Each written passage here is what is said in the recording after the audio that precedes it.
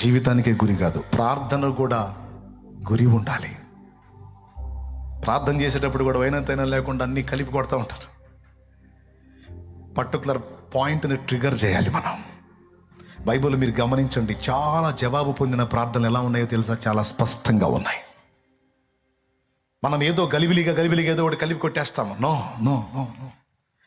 నా వ్యక్తిగత జీవితంలో చాలా నేను అనుభవించాను. కలిపి కొట్టిన ప్రార్థనలకు చాలా వాటికి జవాబులు నాకు స్పష్టంగా అర్థం కాలేదు. కానీ పర్టికులర్గా ప్రత్యేకంగా కొన్ని పాయింట్స్ని పెట్టుకొని ఆ పాయింట్స్ నేను ట్రిగర్ చేసినప్పుడు ప్రేయర్లో స్పష్టంగా వాటికి జవాబులు రావటం చూశాను నేను.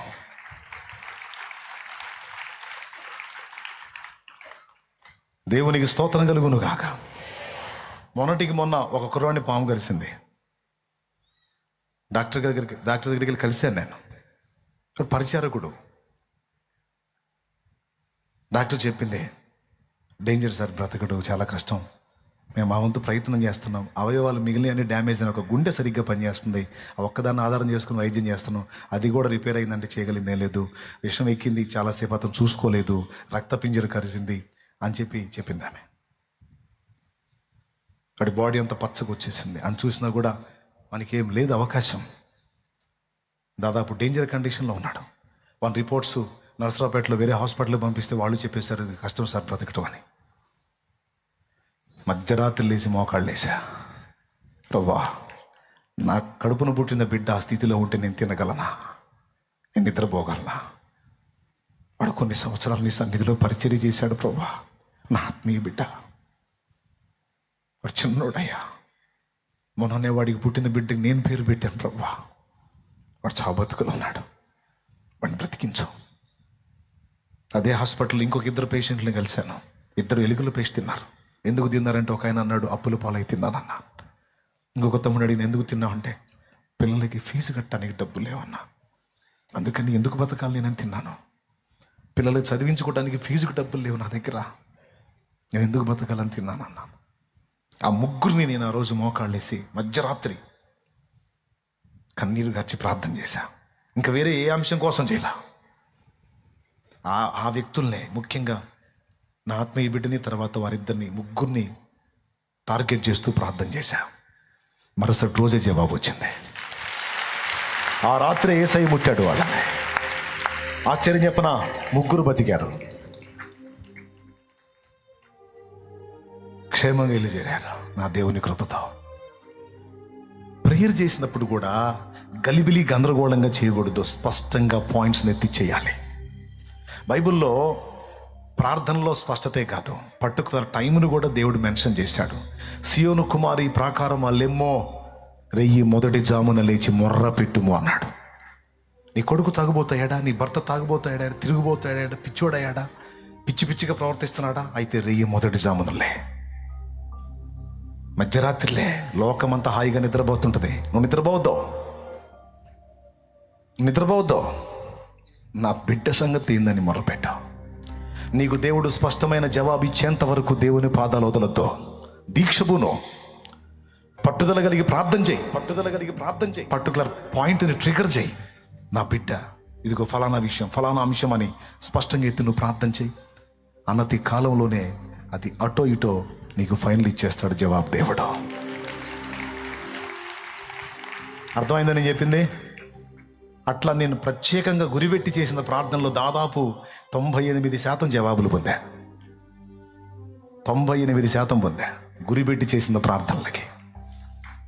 ఏదో గుంపులో గ్లోరీ అన్నట్టు అన్ని కలిపి కొట్టడం కాదు, కొన్ని ప్రత్యేకమైన అంశాల కోసం ప్రత్యేకంగా ప్రార్థన చేయాలి. ప్రార్థనలో స్పష్టమైన ప్రార్థన, అలాగే పర్టికులర్ టైం కూడా మెన్షన్ చేశాడు దేవుడు. ఏ జామం చేసినా దేవుడు వింటాడు, ఏ జామం చేసినా వింటాడు. వినడానికి కాదు, మధ్యరాత్రి చేయటం త్యాగంతో కూడుకున్నది, ఉపవాసంతో చేయటం త్యాగంతో కూడుకున్నది. తిండి మానుకొని నిద్ర మానుకొని మొర్ర పెడుతున్నావు అంటే దానికి ప్రత్యేకమైన విలువ ఉంటుందా ఉండదా? నీ మనస్సాక్షిని బట్టి చెప్పు. అది అందుకే ఉపవాస ప్రార్థన ప్రాముఖ్యత గురించి యేసు ప్రభు మాట్లాడాడు. మధ్యరాత్రి లేచి చేసే ప్రార్థన గురించి కూడా మాట్లాడాడు. Particular time, particular position, fasting, అలాగే స్పష్టమైనటువంటి ప్రార్థన. ఎంతమందికి అర్థమైంది? అదేమన్నా రూలా అంటే అవసరం అని చెప్తున్నాను. యేసయ్య సైతం పగలంతా పరిచర్య చేసి రాత్రంతా ప్రార్థనలో గడిపాడనుంది. ఏం పగల్లో సగం ప్రకటించి సగం ప్రార్థనలో గడపొచ్చుగా? సగం ప్రకటించి సాయంత్రం దాకా ప్రకటించి సాయంత్రం పోయి 9-10 దాకా చేసుకొని నిద్రపోవచ్చుగా. కానీ పగలంతా ప్రకటించి రాత్రి వేళ వెళ్ళి నైట్ అంతా తండ్రితో గడిపాడు. ఎందుకంటే అది అవసరం. ఈరోజు మీకు చెప్తున్నాను, కొన్ని మొండి సమస్యలతో మీరు సతమతం అవుతున్నారు. నేను ముగిస్తున్నా. మీకు ఇంకెక్కువ చెప్తే విసుగు పుట్టవచ్చు, విరక్తి కావచ్చు, నడుము నొప్పులు పుట్టవచ్చు, కాళ్ళు లాగవచ్చు, లేకపోతే మీకు ఇంకా ఏదన్నా పిచ్చి లేవచ్చు. ఎప్పుడు నువ్వు ఆపేదని. మిమ్మల్ని విసిగించాలని వేధించాలని కాదు, కొన్ని విలువైన సమాచారాలు మీకు అందించి ముగించాలని చెప్తున్నాను నేను. లేకపోతే మీ అందరికంటే మీరు కూర్చున్నారు ప్రశాంతంగా నిలబడ్డాం. మీకు ఇబ్బంది లేదు, నాకుంది ఇబ్బంది. అయినా సరే మాట్లాడుతున్నా. దయచేసి వీటిని తీవ్రంగా తీసుకోండి. హల్లెలూయా. పెద్దగా చెప్పండి.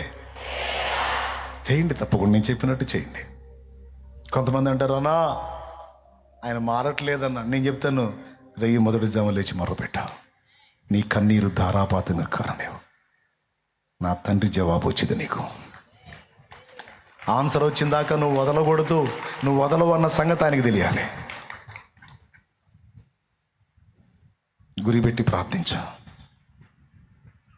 నిర్ణీత సమయంలో ప్రార్థించు. అవకాశం ఉంటే అప్పుడప్పుడు ఫాస్టింగ్ ఉండి పొట్ట మార్చుకుని కూడా ఉపవాసంతో ప్రయత్నించు. ఆన్సర్ ఖచ్చితంగా వచ్చింది. దేవుడు ఇస్తాడు. నీకు మతిపోయే కార్యాలు చేస్తాడు ఆయన. అద్భుతాలు చేస్తాడు ఆయన.